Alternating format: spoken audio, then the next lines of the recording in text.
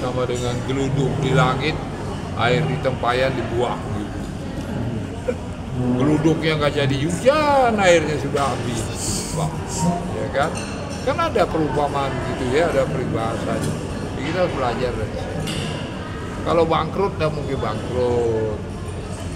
Ya, karena gaji pegawai kan pasti ada, dibayar dengan DAU dari pusat. Nggak ada negara bangkrut gitu. Nggak mungkin bangkrut. Ya. Bahwa duitnya berkurang, iya. Kalau duit berkurang ya belanjanya dikurangin dong. Iya kan? Itu aja. Ya dulu saya terima 2008, APBD itu 1,4 triliun. Cuma 1,4 triliun. Terus di anggaran perubahan bisa menjadi 1,6 triliun. 2008, 2009 naik sedikit sampai 2018 saya tinggalkan 6,7 triliun dengan surplus 1,1 triliun duit cash di bank. Bisa kok pelan-pelan. Jadi kita bisa hidup dengan 1,6 triliun, bisa juga hidup dengan 6,7 triliun. Ya terserah aja. Gaya hidup kita bagaimana. Ya gitu. Jadi kalau memang uang yang nggak banyak ya jangan bikin proyek yang besar-besar. Gitu aja. Jangan ibaratnya nafsu besar tenaga kurang. Akhirnya ya susah. Ketika duit tadi terbatas, berarti proyek apa yang harus diprioritaskan? Apakah mega proyek besar-besar atau program pro rakyat seperti era Pak Mangku kan banyak dirindukan si Mantri, bedah rumah gitu Pak?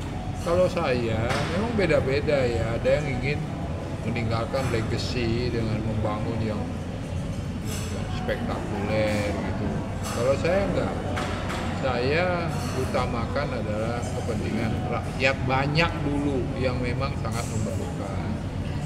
Ya, karena agak ironis kalau di Bali yang disebut Pulau Surga itu masih ada yang miskin. Walaupun angkanya kecil ya, 4,4% lah kira-kira ya sekarang. Dulu sempat 3,6%. Anggaplah segitu. 4% dari 4,5 juta berapa ya? Kan banyak ya, banyak ya. Angka setelah dipersenkan di banyak itu kalau sesuai dengan angka BPS. Coba lihat sesungguhnya, saya yakin lebih dari itu. Ya kalau kita tengok ke bawah, langsung berkunjung ke desa-desa, lihat itu jauh lebih banyak.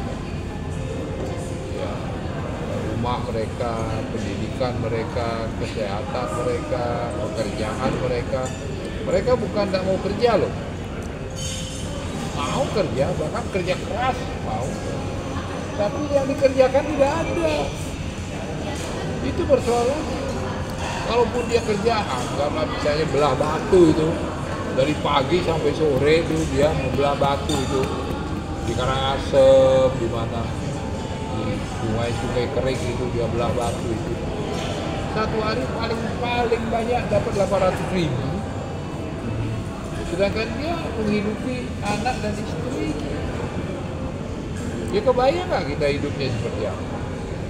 Ya punya anak 2 misalnya. Dengan 800.000 sehari. Kalau kerja, kalau sakit, begitu dia jatuh sakit. 80.000 maksudnya Pak? Hah? 80.000 maksudnya, apa 800.000? 800.000 Sehari? sebulan. Sebulan. Ya satu hari dapatnya 80.000, kadang-kadang 50.000. Ya kalau ada yang ngambil batunya itu, yang dibelah itu.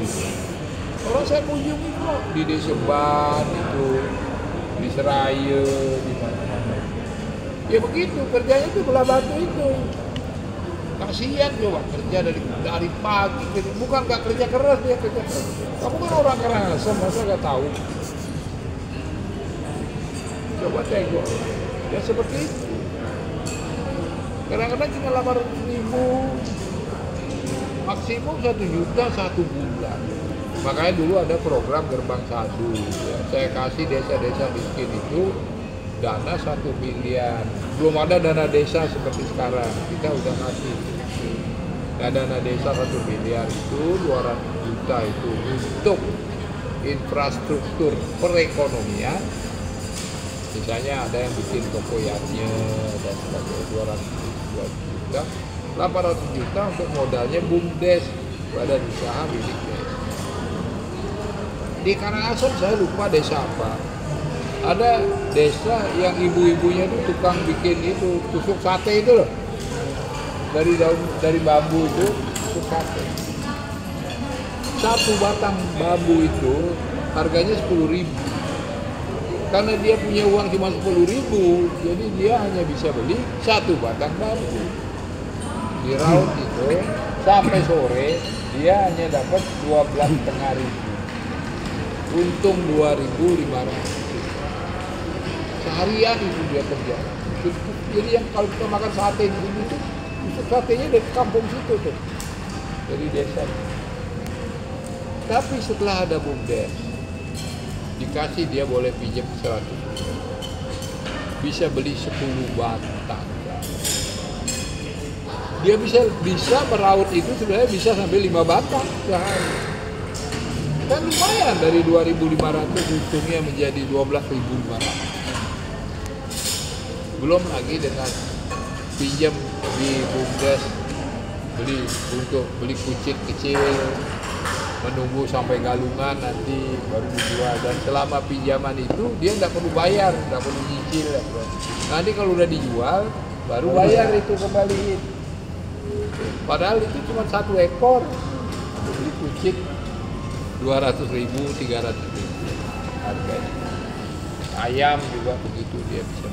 Jadi harus dikasih pekerjaan. Sementara suaminya jadi buruh entah di mana gitu. Ini untuk ibunya yang sambil ngempu di rumah dia gitu. Jadi semua bekerja. Dengan begitu dia bisa lebih sejahtera. Dia bisa beli beras. Tapi ini pun tidak cukup. Rumahnya tidak layak huni. Jadi harus dibedah rumahnya, diperbaiki. Kalau nunggu duit dia untuk memperbaiki, sampai anaknya lagi juga nggak bisa. Anaknya besar lagi. Jadi memang angka kemiskinan turun, tapi turun-temurun gitu.